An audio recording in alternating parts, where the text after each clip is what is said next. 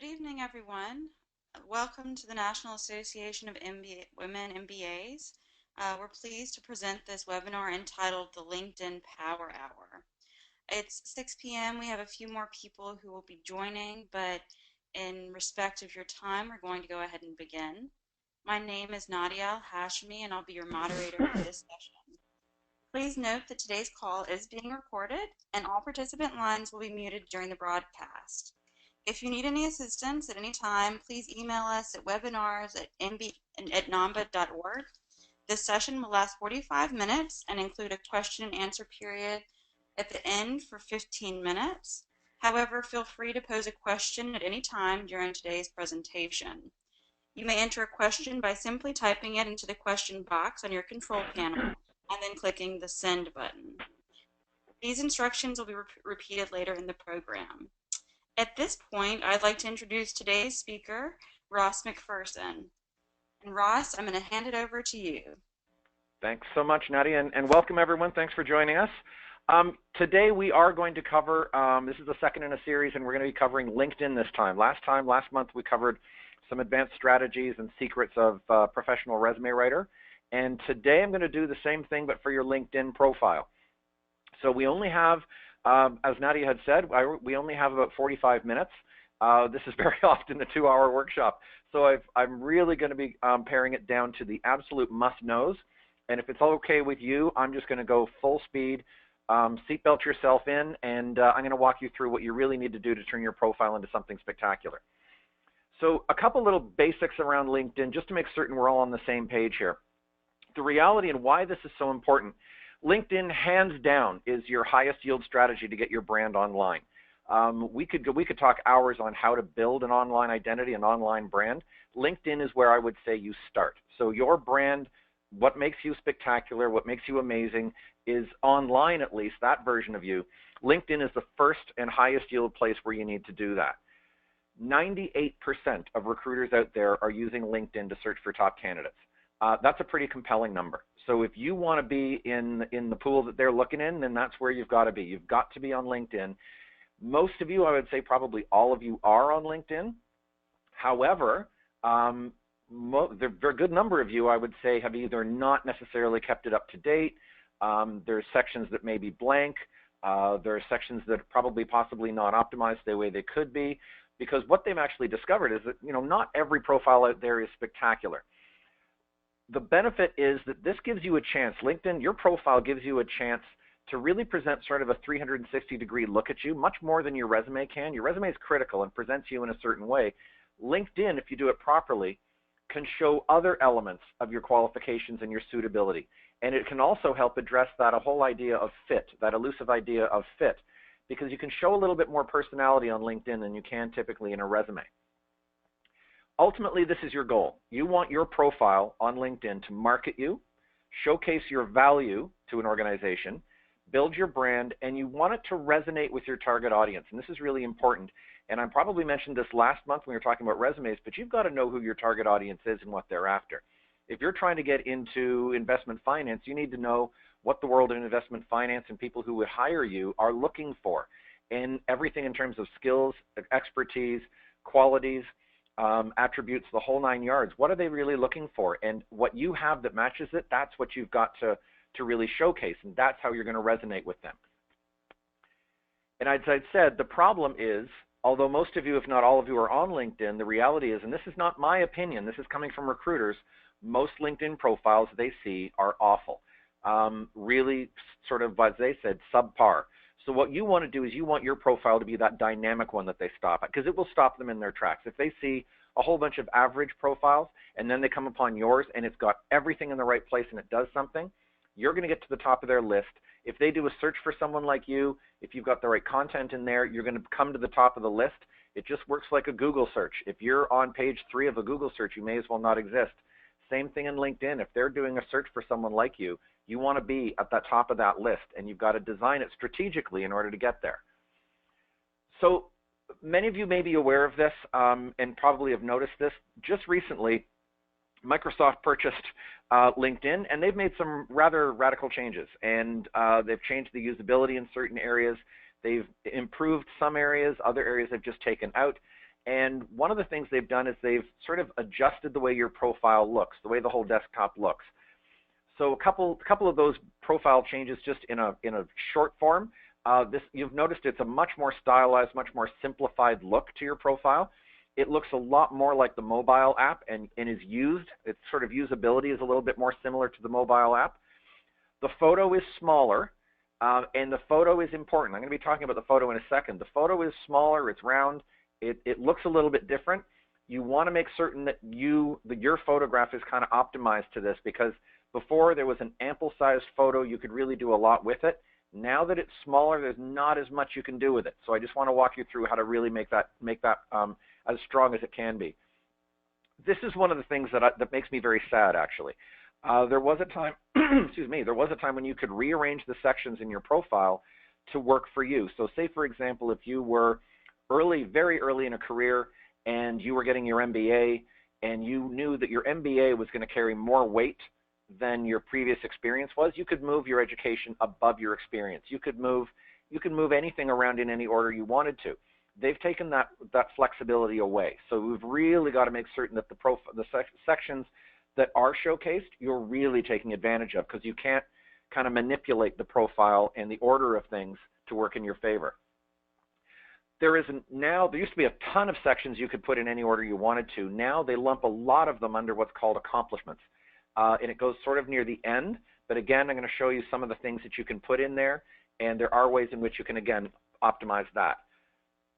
So before you start, and I say this to everybody, if you're going to make any wholesale changes to your LinkedIn profile, first thing I would recommend you do is say no to the option Share Profile Edits. So the idea being, if you make any changes to your profile, your entire network, if you don't have this turned to no, is going to get notified. That might be okay in certain circumstances, but if you are connected to your current boss, or your coworkers, or your vendors, or suppliers, or anyone else that you don't necessarily want to know that you're making wholesale radical changes to it, you want to turn this off. You can always turn it back on again.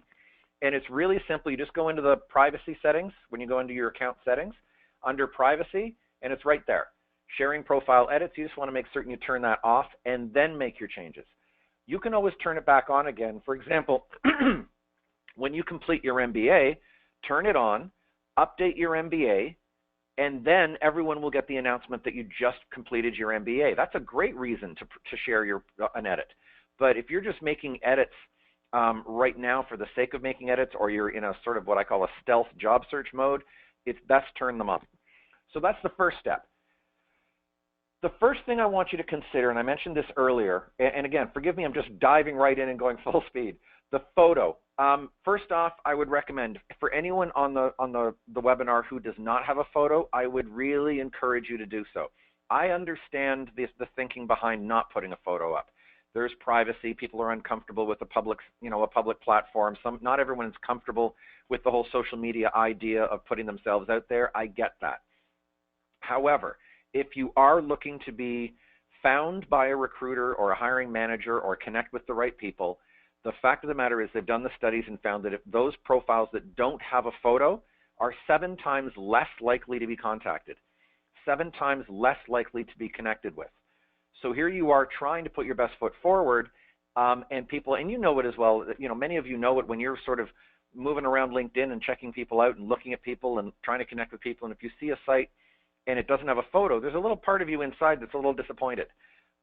It's the same thing on the recruiter side, and the same thing on the hiring manager side, and the same thing on the side of those people you want to connect with. So I would urge you to put a photo up. Now the question is, what constitutes a great photo? In a short form, what constitutes a great photo, especially now that the photo is so small, is really, we're talking about a headshot, maybe kind of head and shoulder, maybe, depending, you might get away with upper torso, but it's starting to look far away now. So we really are looking at a decent headshot or head and shoulder shot. We're looking for a smile, ideally a smile with teeth. It actually makes a difference. Well lit. Doesn't have to be taken by a professional photographer, but if you want to spend a couple $100 and get one done, you know it's going to look fantastic. But I'm going to show you samples of some that were not done by professionals, and they were fantastic. So you really do want a great photo up there. And again, now that the photo is smaller, there's things that can go wrong with it. even though you've had a photo up there for years and it's worked brilliantly for you, you might want to go in and check. So I'm going to walk you through some photos. These are real. These are actual clients of mine. The first batch is not so good, not what I would recommend at all. So here's she's actually the director of marketing for an agency. It's a lovely photo. She's a wonderful person, but that's perfect for Facebook. That is not a LinkedIn photo. She's got the little pigtails, the shorts, the summer day, the sitting by the fountain.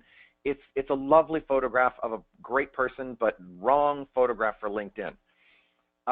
This is what I call the serial killer shot, and there are a few of them out there. Just passport quality photographs that really aren't doing anything for your brand. They're really not. You want to smile.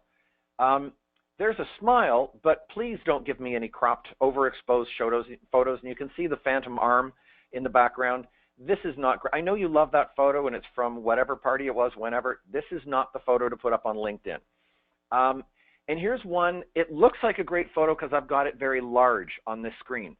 But this is an individual standing in front of his company logo or something along those lines, and I see a lot of these. When you get this onto the size on your LinkedIn profile, you can't make him out at all. So this is why I wanted to point out, you may have a photo that you've had up there that has worked brilliantly in the previous incarnation of the profiles where this photo was quite large. In the smaller version, this is almost, you can't recognize this individual at all. So you might want to go and check that. These are some better ones. This is actually an MBA student that took this out in the hall, had a classmate take this midway through a LinkedIn workshop I was doing. So at the break, she went out into the hall, stood by a nice sunny window, had a classmate take that. She's now CFO of the company. She still has that up there, and it's a fantastic shot. This was another MBA student, again, taken sort of in a different sort of a context. I think that was in one of the business buildings on the campus. And he, again, great shot, smiling, doesn't have to be super formal, not even wearing a tie, but that fit his brand perfectly. He actually ended up, we completely rebranded him, and he ended up getting a fantastic job at a marketing agency. This is a more professionally taken shot. I wanted to show this one because, again, smiling, looking directly into the camera, fantastic shot, and outdoors can look amazing. They really are bright, they're light. Any photographer will tell you there's no better lighting than a sunny day, and they know how to use it and really capitalize on it, and she's got the light just hitting it. It's a great shot. Oops, let me go back for a second. I clicked a little too fast. This last one here, again, this was taken, I think that was at a school that had profiles or photos taken for every MBA student. That's another great photo. Now, just once again, that photo in the original, she was standing off to the side, off to the left. It looked great in the bigger photo. We had to move the photo around a little bit to center it in the circle. So again, now that the photo is a little bit different, you might want to make certain that your photo, the top of your head isn't cut off. I've seen a few of those because LinkedIn just uses sort of an automated thing to reformat your photo. Go in and make certain your photo is good, and if it's not the greatest photo, change it. If it's no longer appropriate, replace it. If you're a little off center or cropped at the top or something like that, you might need to play around with it and move it around. But that photo really is important. Everybody looks at it. They all look at it first. So I can't urge you enough to really make certain your photo is fantastic. Now, underneath your photo is a headline. Now, here's mine. Here's the top of my profile. And you can see there's a couple things I wanted to point out. One, I've got a background in there. And you can put a background. It defaults to sort of a plain, kind of a bluish kind of a background. You can put a background in there. And if you can make it something that's, one, not too distracting, but that might be relevant to your brand. So say, for example, if you are in manufacturing, you may have sort of a manufacturing type of a thing in the background. Or if you are in some other field like finance, it might have something to do with, like a stock exchange or something like that, or something along those lines. What I would encourage you not to do is just pick a pretty photo that you like that has nothing to do, because there's going to be a huge disconnect. This is a professional platform, LinkedIn. It's a professional site, and people are expecting that kind of professional overall look. So if you've got a lovely picture of, trees or something like that, it may work, but you got to watch that if there's that sort of disconnect. It's not about picking your favorite photo. It's about picking the right photo. Then you've got the photo in the middle. Everything is centered now, and the headline, which is what I want to talk about, I just sort of highlighted it there with a little box. This headline is your brand in LinkedIn, and it is absolutely critical. and you have 120 characters in this little section. You really want to make them count. Most people don't use anything close to 120 characters. And what you need to realize is that as you connect and move around through LinkedIn, as you are connecting with people, as you are requesting connections and so forth, people will see three things travel with you: your photo, which has to be good, your name, and your headline. And you want your headline to say something. A very common one that I see right now in MBA programs is MBA candidate at such and such a school or such and such a university. It's 100% accurate. I get it.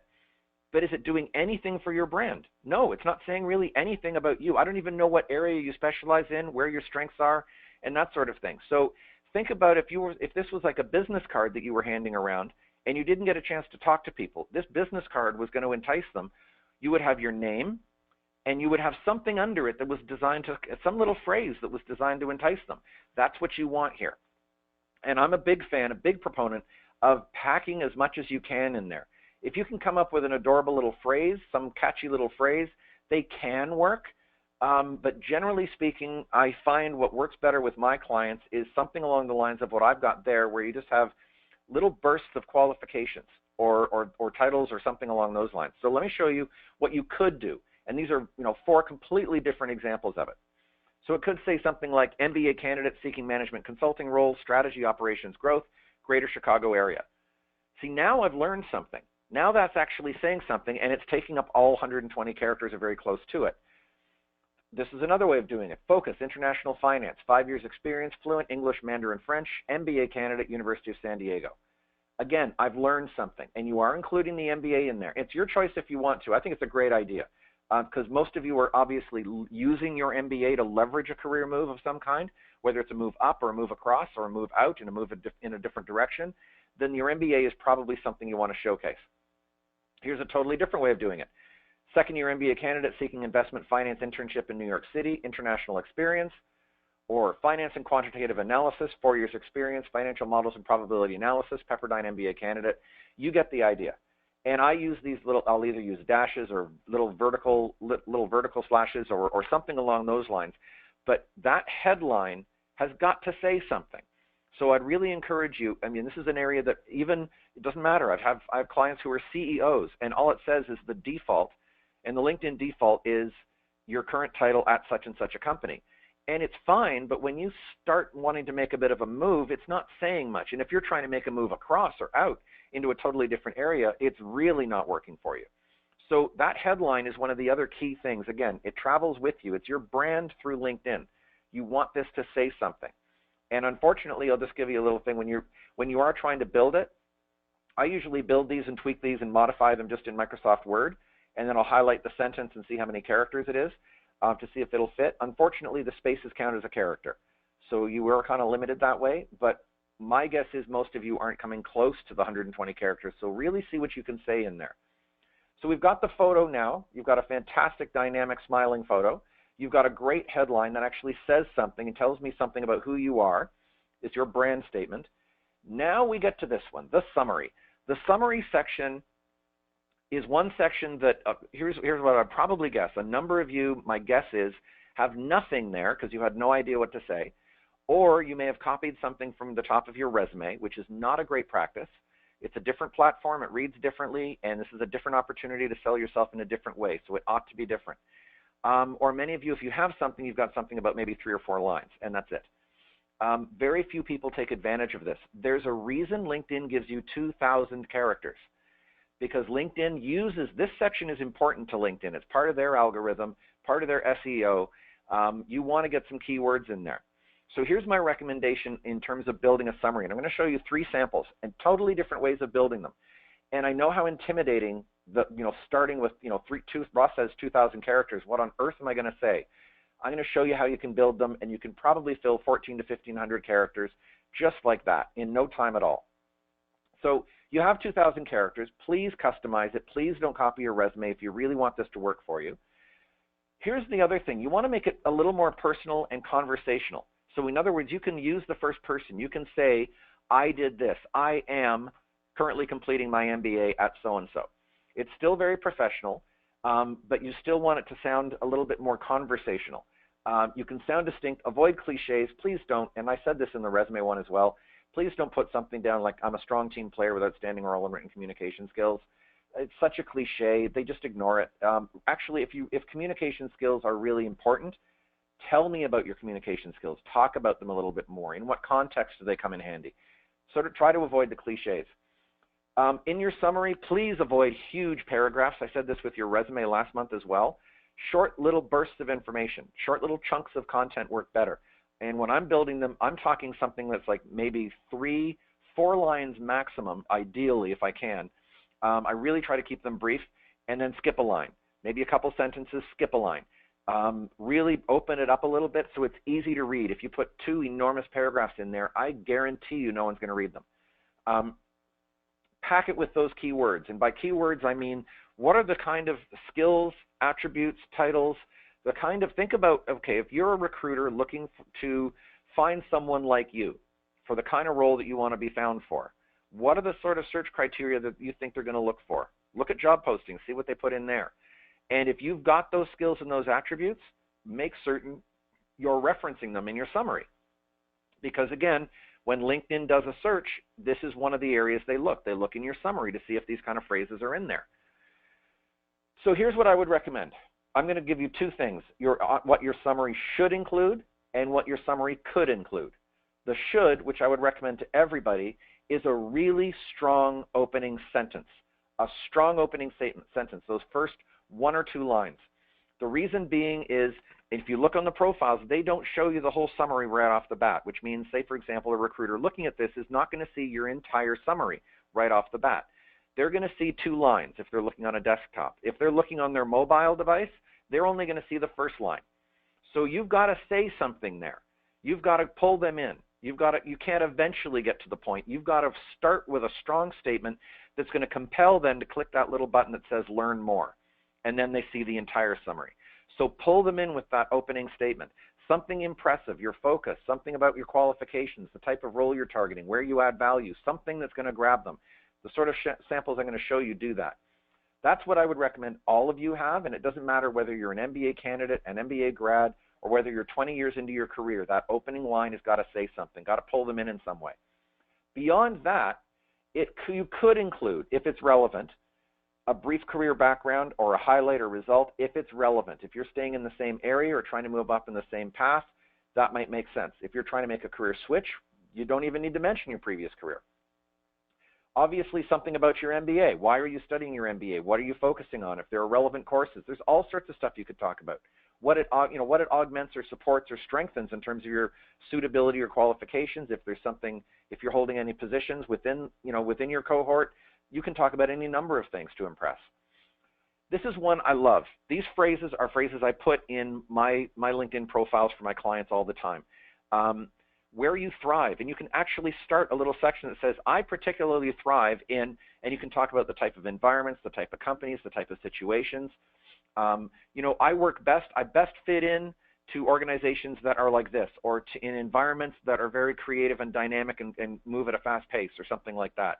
I love the phrase, what I'm known for. I am particularly known for an ability to do this, this, and this. When faced with such and such a situation, I'm the go-to person that allows that people come to do this, solve this, and resolve that. Tell me where you're actually adding value. If your whole profile, and I said this with the resume too last month, if everything you're listing is just a list of skills, you're going to look like everyone else with a list of skills. But if you can actually be the one to articulate, here's where I'm really adding value. Here's where I can make your organization better, stronger, faster, more productive, more profitable. Here's what I'm known for. I best fit in here.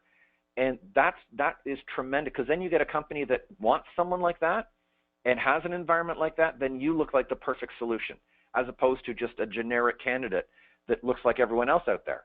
And that is one of the kisses of death in any job search, is if you look generic. If you look like everybody else like you, it's just easy to get lost. You've got to stand out. So tell me where you thrive. Tell me where you fit in.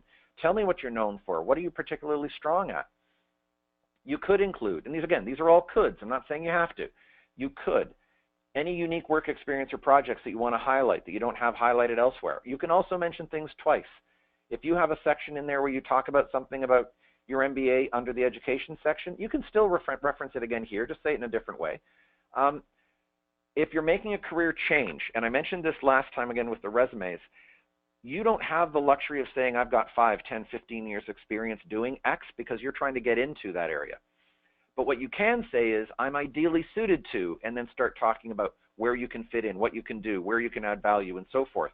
So if you're moving from finance into marketing, for example, you can't talk about your great marketing background because you don't have one yet. But you can say, I'm ideally suited to contribute to, brand definition exercises, this kind of targeted campaigns, blah, blah, blah, and start talking marketing or talking whatever language your target audience wants you to, you want them to hear you talk.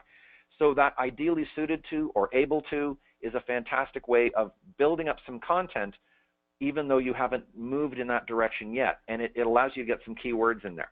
So let's see some examples quickly. So here's one. Again, this is probably the easiest way. Remember I said I'm going to show you a really easy way to build a really substantial summary. This is it, and you'll notice I have headings.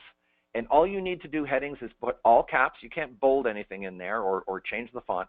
All caps, and there are some bullets that you can include into a LinkedIn profile. But even I've done them without the bullets.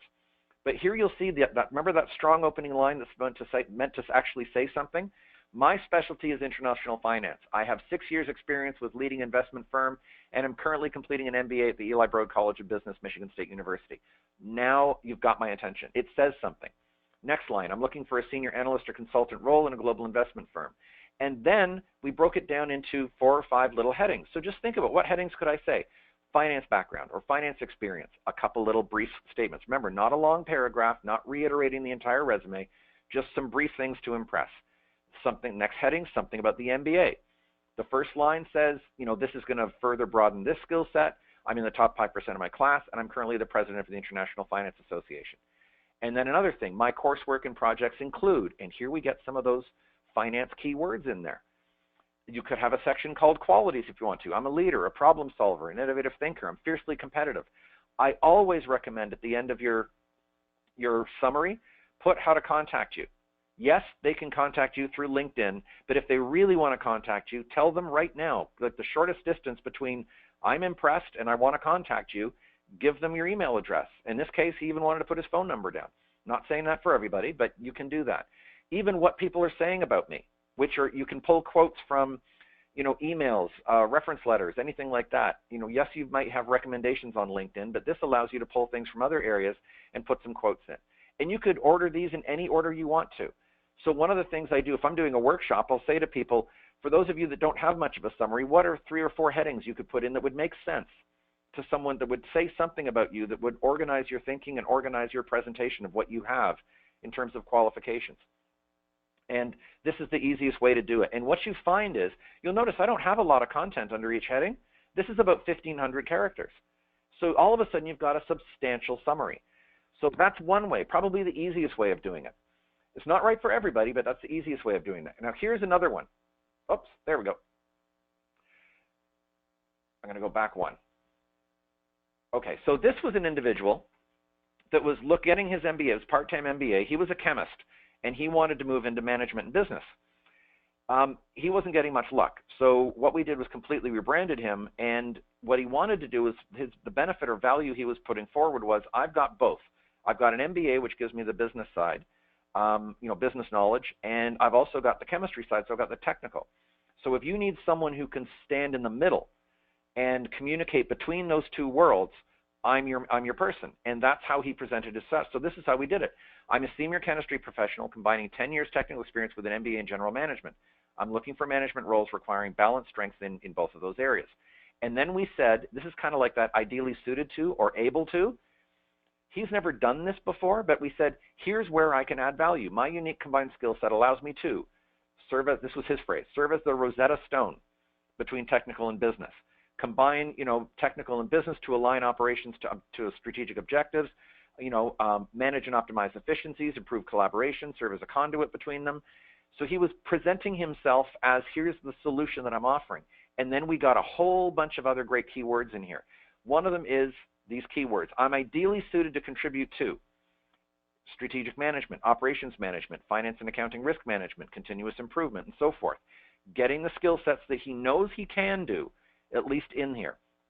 And this was another fantastic way that we made his profile very SEO compliant, very SEO friendly, so that he could be found. One of the search criteria that recruiters or anybody is using is job titles. If they're looking for a manager of technology, they'll type in manager of technology as one of their search criteria. So we said, even though he's never done these roles before, roles that match my expertise include, because I sent him off, I said, go away, find me the job titles that are sort of suitable to what you do or what you want to do, and we'll include those. So we included a bunch of them. So now these are searchable terms that are in his summary, and they can be found. And again, contact me at. Now, it was a him, and I changed his name to Susan. I'll never tell him. Don't tell him. So this is, again, a way of building a profile, or a summary, I should say, that's designed to move a person in a certain direction. This is great for anyone doing a career switch, something along these lines. And I just wanted to show you this last example, only because it shows you how conversational you can get away with. This was a client that I worked with just recently, actually, and she put this together, and I thought it was brilliant. And she started off with, my professional mission is to empower businesses with knowledge and tools to help them gain more customers and keep those customers coming back. One thing about me is that I've never done things conventionally, and has a little blurb about that. Really, what motivates me is to create innovative strategies, then blah, blah, blah. That's what I did at American Supply Chain Association. And that's what I did this. I did the same thing here. As a hobby, I started this as well. And then at the bottom, specialties, and we just sort of separated some keyword areas and skill sets with some asterisks. I'd love to connect with you, so send me an invite or email me here. This shows you how conversational you can be on LinkedIn, and this works. This actually worked like a charm for her. So you really can. You don't have to make it sound sort of dry and dusty like an old resume. You can make this actually quite conversational and quite dynamic if that's, one, suits you, and two, suits your audience. And in this case, it worked perfectly for her. So again, with the summary, what I would recommend you do is think about what are the like 4 or 5 things I want to talk about. What are 4 or 5 relevant things I could say? And then just dedicate a little section. You could put a heading at the top of it or not. Or in the case of the chemist who's changing careers, maybe put a section in there that says, here's where I think I'll add value. Here are some job titles that fit my expertise. But again, say something. Tell your story. Tell me why you're the person I need to talk to. That hopefully will give you some ideas on how to build a summary. It hands down, and I've probably delivered 150 to 200 LinkedIn workshops, and I would say hands down the summary is the one that stops people the most. That's the one that most people just don't have nothing there or don't have a clue what to put down. Hopefully, this gives you some ideas in terms of how to build a LinkedIn summary, I should say. The education section. I'm just going to go quickly through these. The education section, what I want to highlight here is, obviously you're going to put down the school, you're going to put that your MBA is there. Please, for those of you, if you're midway through your MBA, don't think that you have to wait until you complete it to put it in your LinkedIn. Put it in there now. And there's 2 sections in there, one called Activities and Societies, and you can list some of the things that you're doing there and societies you belong to and any roles that you play. You'll see at the bottom, President of the 2016 MBA Marketing Committee, that kind of thing. But there's also an area called Description, and there you can go into some detail, and it gives you actually quite a few characters to say something. Why not put in some project work that you've done that's relevant? So, or your international trip, if you've done that already. In this case, highlighted a capstone project that was relevant to where this individual was going, a marketing project that was relevant to where this person was going, an international trip that impressed on a completely different level. So again, the idea being, build your education section to actually say something. Feel free to take advantage of the fields they give you to add more relevant content to for where you're trying to go after your MBA. Skills and endorsements. Most people hate this section. This is how it looks now. It used to highlight the top 10 and show you all, that you had, how many endorsements you get for it. Now it shows you the top 3, which is a bit annoying. But this is mine, by the way. Obviously, you want to make certain they give you 50 skills you can put down. Most profiles I see will maybe list about 15, some of them less. Feel free to list as many skills that you have that you could be known for. The other thing is, and especially if you're making a career switch, make certain the top ones are the ones you want to be known for. And if you go into the edit, that little, up in the right corner there where that little pencil is, if you go into edit your skills, one of the things you can do is reorder them. And so you can, it doesn't give you, it used to be called managing your endorsements and managing that sort of thing. They just call, all you can do really now is manage the order.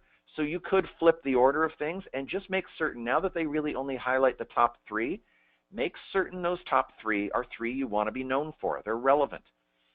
Again, many people don't even think of looking at their skills or what they're endorsed for or which skills are at the top, because people will assume the ones at the top are the ones that you're best at, the ones that you've done the most. And if you're especially trying to make a career switch, you got to see what you can do to reorder these. You can delete them, reorder them, do all sorts of stuff, but take advantage of this section.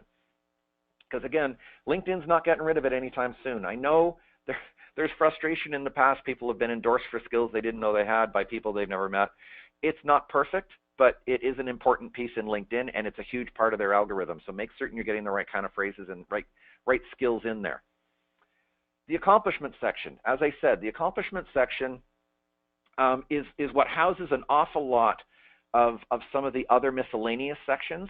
I personally, I'm of two minds on this one. I understand the thinking behind it.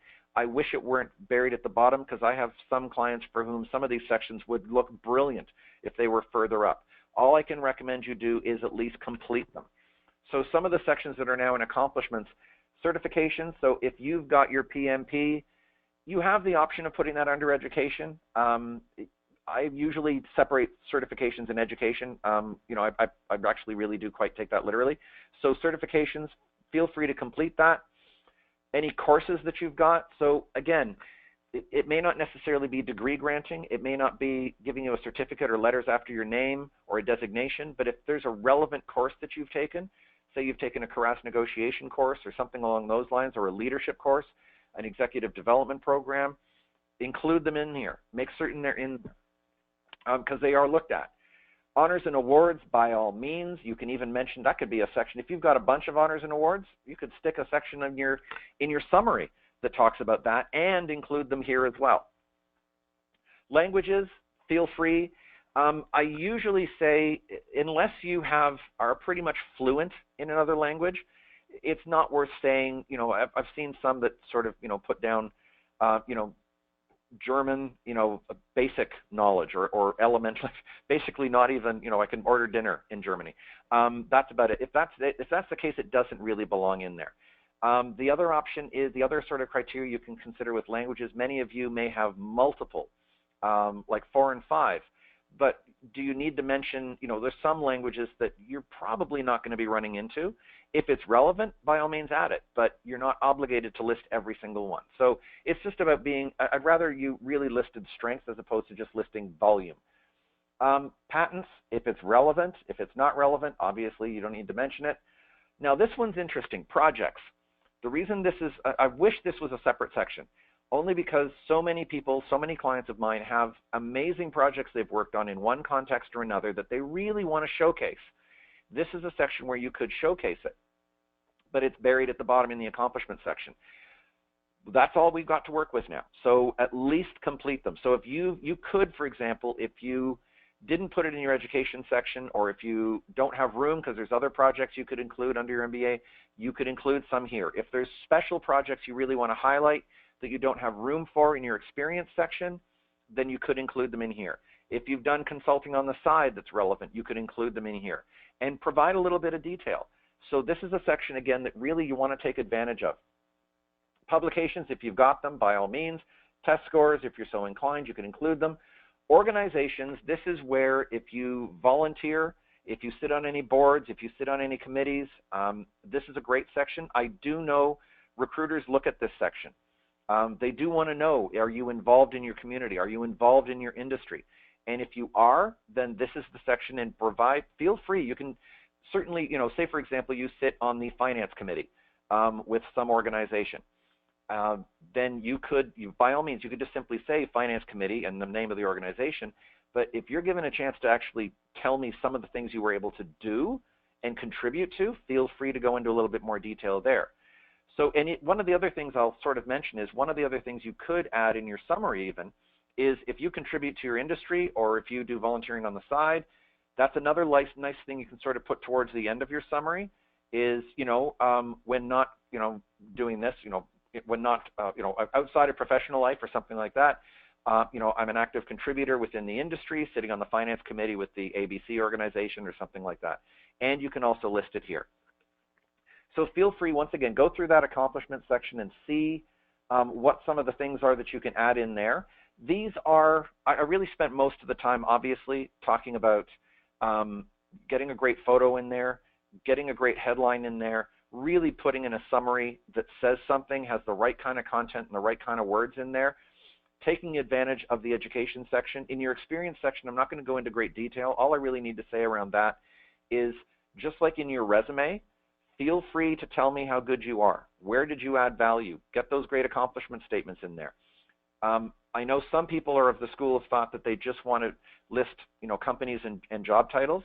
I like to put a little bit more content in there, and feel free to. There's a reason why LinkedIn gives you so many characters and such a good chunk of space to give me something that you've done under each role. So feel free to take advantage of that. And again, it gets more keywords in there, more relevant content, which again gives you more content to be a good match should someone be doing a search for someone like you.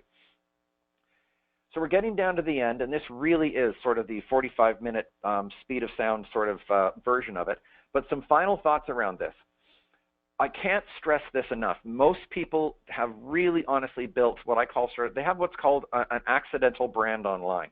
I often ask, if I'm doing a workshop on building an online identity or an online brand, I'll ask how many people have Googled themselves. And, pretty much everyone puts their hand up. We've all done it because we're curious to see what's up there. You ought to know what's up there. This is your brand. It's your name. It's you online.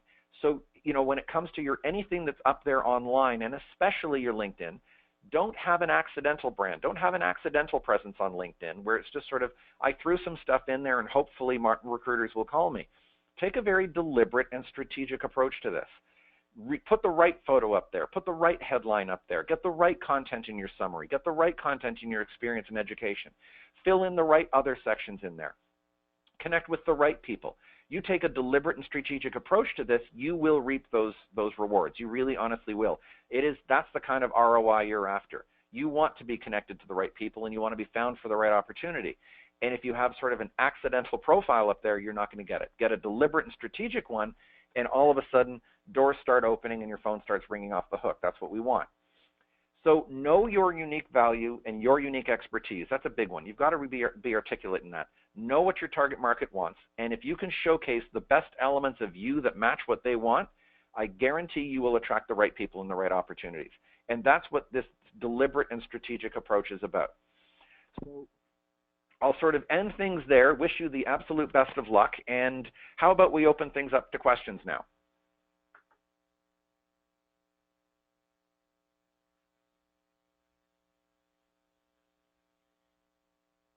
Either I covered everything, or we need a couple questions in here.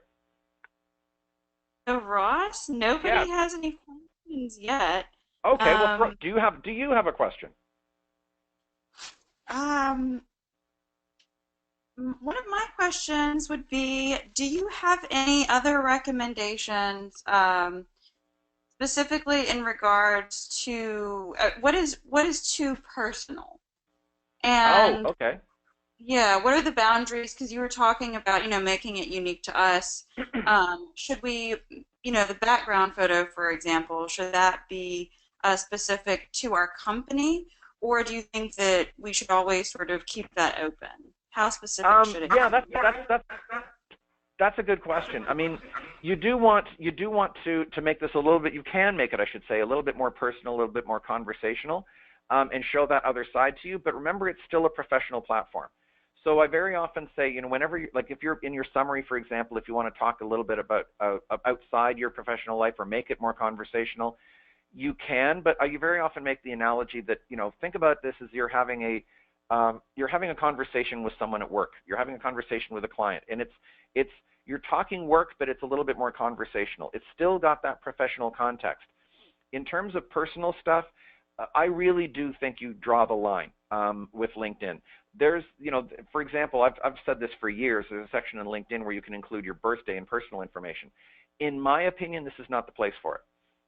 I don't mind if I'm on Facebook and my friends and family that I'm connected to on Facebook, my birthday is up on there because I love getting birthday greetings from my friends and family. I would feel really strange if a broadcast went out to, I've got about 3 or 4 thousand connections on LinkedIn. If a broadcast went out and I'm getting birthday greetings in this sort of business context, that to me is not, in my opinion, even though LinkedIn gives you that option, I'm not a big fan of it. Obviously, the photo, I keep seeing photos that are, again, the Facebook photo. You really do want to try to keep this as professional as you possibly can. Usually the biggest questions when I've sort of opened it up to questions, usually the biggest ones are around trying to make a career switch. One of the real challenges, I'll throw this one out there because I'm sure there's a few people on that are thinking this. One of them is, let's say, for example, you could go in one of two different possible directions with your career as a next step. How do you position yourself for two possible directions on one LinkedIn profile? In a perfect world, LinkedIn would give you two profiles to work with. They don't. They give you just one. And by the way, you can't sneak a second one on there. If you're, William, and you try to sneak a Bill on there, they'll find you. Don't worry. The LinkedIn police will find you, and they'll shut that one down. So what you can do is, in your headline, if you can position yourself and sort of mention those two areas up there, you can in your headline. The other thing is in your summary. Again, this is where headings come into play. If you were to go, for example, to my site, there's two parts of my business. There's the writing side, where I'm writing people's LinkedIn profiles and resumes, and then there's the speaking side, which is doing exactly what I'm doing right now. They're two very different parts of my business. And so I have a heading there that says, as a resume and LinkedIn writer, and then I talk about that. And then I have another heading that says, as a speaker, and then I talk about that. You can do the same thing. So if it's, it could be, pure marketing, or it could be more broadly, business development as two areas that you could go into. Then you could have one heading for one heading for the other. That's really all you can do. Sadly, LinkedIn only gives you, again, the one profile, so you've really just got to capitalize and make the absolute best of the one profile you have. And if you can talk about the two avenues, that's really all you can do. Okay, Ross, we're getting a couple of questions in now. Maybe we can Great. fit them in. Someone wants to know, what are your thoughts on using Strength Quest themes or a Myers-Briggs personality type? She added it to. Sorry, was it including, like, did you say using Myers-Briggs and that kind of stuff? Yeah. You can. It does speak to fit a little bit. I'll be honest with you, my personal take, and I'm just giving you my personal take. My personal take is you can save that kind of more for the interview side of things. Unless you are going for, if you're going for a role where it's either, I've actually seen some job description and postings that actually say the perfect fit would be, and they'll give you sort of their MBTI or something like that. You can include that. Not everyone is as into it and as conversant in it that it will really resonate with them. So it's a can add. I think there's probably other things that would add an awful lot more value. So I will leave it as a, yeah, you can, but it's probably not something I would go out of my way to include. And another question is, should we ever accept a connection request from people we don't know? Oh, that's a popular one. Great question. Here's my answer to it, though. That is entirely 100% up to you. And there's two schools of thought in this. And one of them is the whole benefit of connecting through LinkedIn, this whole 7 degrees of separation, being able to connect with people, is to build a robust network. And if you get a request from someone and you look at their profile and they look fantastic and fascinating and relevant and everything else, then yeah. And I know some people who almost indiscriminately connect with everybody. The whole idea being, that with LinkedIn, you're trying to get a big, robust network. And the larger your network, the more people you can connect with. And that theory makes sense. There's another school of thought, and this is the one I'm in, which is I would rather have some connection to someone. And all I need, and this is my criteria, and again, it's only me, how you choose to build your network really honestly is a personal thing. I know people who will only connect with people they know. I personally think that's a little limiting because if you want your network to go beyond that, you can kind of go beyond it. Here's the only criteria that I typically need is, and I would recommend this to everybody, if you are sending a connection request, go to the extra difficulty, and I know it will take you an extra 10 seconds or an extra minute, but please go to the extra step of including a personalized message that actually says, hey Ross, I was on that NAWMBA webinar you did on LinkedIn. I'd love to connect with you. All I need to hear is that, and I will connect with you. And that's my criteria. So I get that kind of all the time. And I would honestly tell you, if you are going to connect with people and you want to, again, build a robust network of the right people, if you simply send out an anonymous request, it's very easy for people like me to go, don't know you, don't really know why I'm so compelled to connect with you. If you put in a personalized message, that changes it entirely, and I almost guarantee you the number of people who connect with you or the percentage of connection yeses will go up. So that's sort of my take on that. It really is a personal call because there's arguments to both sides. I told you sort of where I fit, but I do know people who have amazing networks who are really quite indiscriminate. They just try to go by volume, and there's an argument to that too. So it really is a personal call. Okay, and he sort of touched on this, but someone said he's over 30 years in the industry. Should he list every job he's ever had? I would say you probably don't need to. Similar to a resume, the answer is, usually my answer is go back as far as is relevant. So, on a resume, you can go back as far as is relevant. Maybe it's 3 or 4 roles, or go back, like maybe 15 years. And then before that, you could either just list them without going into detail, or you can say previous experience includes something or other. On LinkedIn, you don't get a chance to say that, previous experience includes. So you just don't necessarily need to list absolutely everything if you're that far into a career. It's not that relevant. That said, if there is anything relevant back there, by all means list it. But I would say no, you probably don't need to. They're going to be looking at your last 15 years on average. I've heard recruiters say last 10, but I usually consider the last 15 years of a lengthy career the most relevant. So that's obviously where you want to put most of your attention. Okay, and this is on career change. She said that she's not quite sure what path she wants to take, but she's open to career options. She's not actively looking. What do you recommend creating as brand creation in this situation?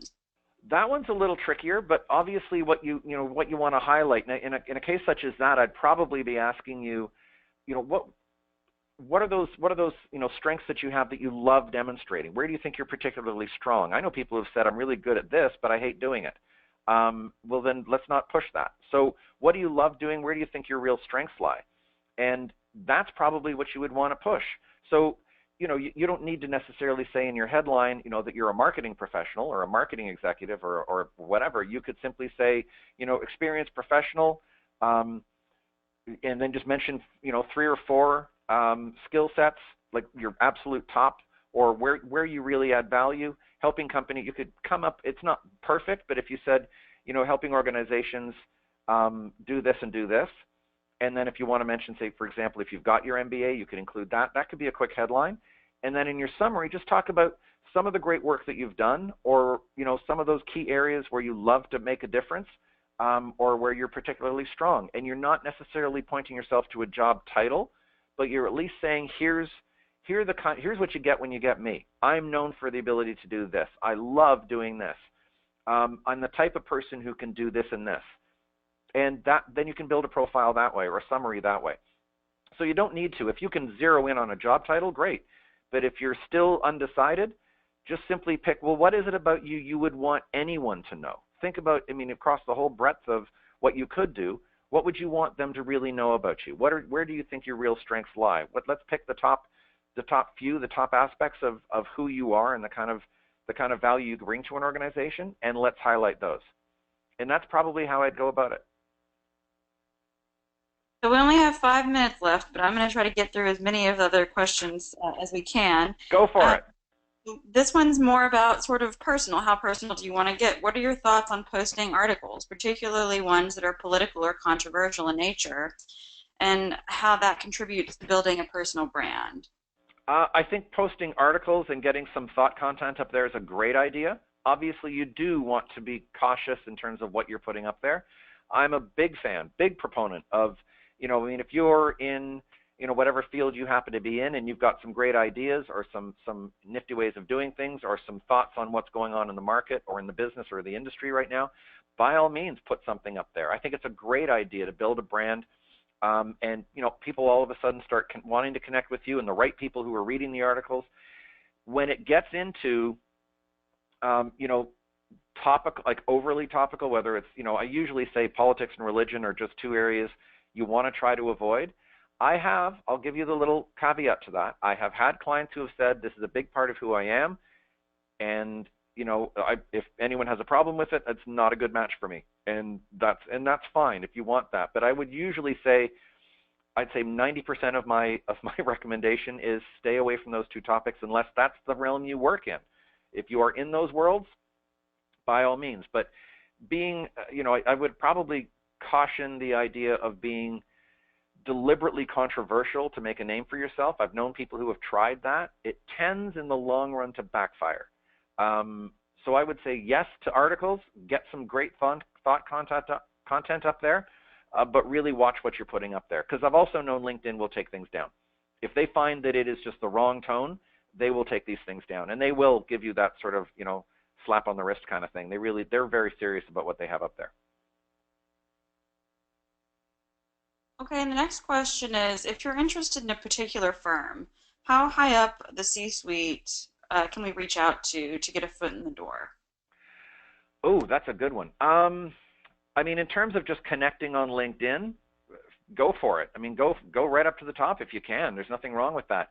In terms of really sending emails and really trying to send comments and so forth, or some sort of message to them, I would usually say you really don't want to go higher than the person, and this is a more cautious approach, but there's reasons for it. You don't really want to go higher than the person who would hire you. It tends to be, and you may be able to go the next level up, maybe. But yeah, I mean, if you're sort of analyst level and you're aggressive and want to just think I'm gonna go connect with a CEO, sure, give it a shot. But I mean, there's a point at which you sort of it's diminishing returns, and you got to understand that some of these, like the top execs at Google, they get inundated with this stuff. It's not going to necessarily work. So I usually say be very strategic with this. Who would hire you? Who is the person who would be in a position to actually hire you, that runs the area that you want to work in? And see if you can find him or her, and see if you can get in that way. Then there's relevance to why you're connecting with this person. You're not just randomly trying to connect with the top people at the company. That's probably my recommendation. Anytime you're trying to get into an organization cold, I usually say go for the person who works. You can go to people who are in that area, or you can go certainly to the person who might be able to hire you. That's usually my recommendation. And then I know that you touched on this, putting this in your summary, but someone asked if it's recommended or not to list your degrees and/or certifications after your name on LinkedIn. Yes, you can. There was a time when LinkedIn didn't like that. They wanted you to keep it to the education section, but people I think people just keep doing it. I don't have a problem with it. I don't have a problem with it at all. So if you want to, in the name field, if you already have your MBA, just as an example, you can put MBA after your name. By all means. LinkedIn hasn't told us we can't. So by all means, you can do it. Then obviously it really pops off when they see your name. So I would say go for it. Just don't, obviously, if you're one of those people that has 4 degrees and 6 certifications, it's not sheer volume that's going to impress me. So if it is a matter of choosing which ones, pick the relevant ones, the ones that are more designed to make an impression, and that's probably, I'd keep it to that. With that, Ross, we're going to conclude the presentation. Thank you so much. All of your webinars are incredibly popular and current. I know that there's always lots of questions, but maybe I can get those to you later. Yeah, I'd love to. Yeah, great. Okay, well, I'll be providing a recording in the next few days. I'll be putting it on the NAWMBA YouTube channel, and this will conclude the program. So you guys have a great night. Thanks so much, everyone. Thanks, Nadia. Bye-bye. Bye.